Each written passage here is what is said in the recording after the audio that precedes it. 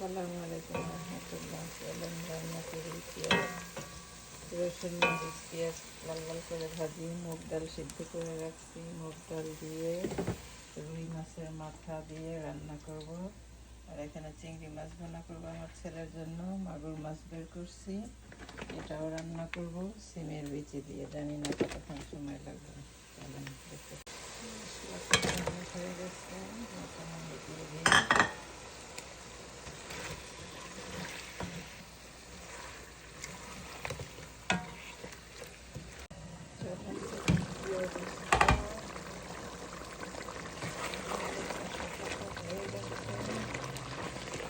ডাল দিয়ে দেবো এর মধ্যে।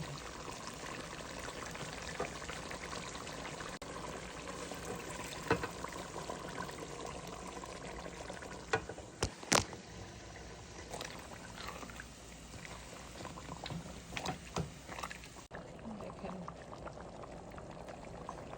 মাথা দিয়ে মুগের ডাল রুই মাছের মাথা দিয়ে হয়ে গেছে।